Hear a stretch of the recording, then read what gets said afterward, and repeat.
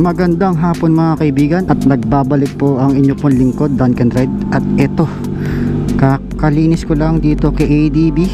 Malinis mamaya papahiran ko yan ng detailer para mas maganda, kasi matagal ko siyang hindi nalabhan, di ba? Pero ngayon ito muna ang gagamitin natin.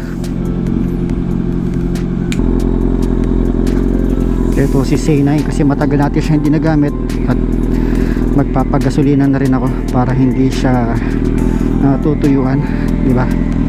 Hintay lang natin mag 60 degrees tapos alis na tayo.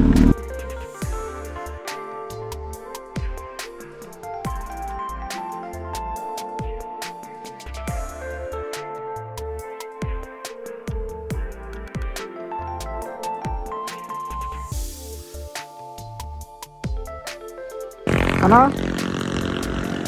Bomba. Dito natin.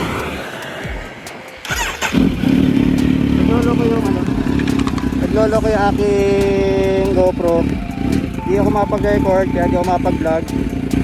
So ito, dito lang tayo sa yan. Ano ba ito? Nomo. Nomo dito madalas minsan tumatambay. Ito, matagal ko hindi nagagamit tong si Saynay, kaya ilabas ko muna siya. Kumpara tayo.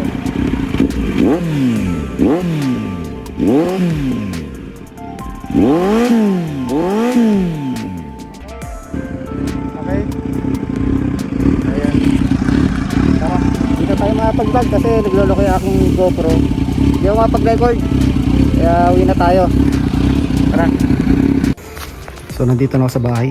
Naglolo ko yung GoPro kaya di ako makapag-vlog.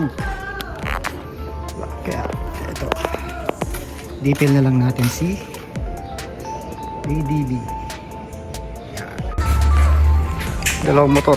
I-detail natin si ADB 160. Tara, let's. Naglolo ko yung GoPro, hindi makapag-record.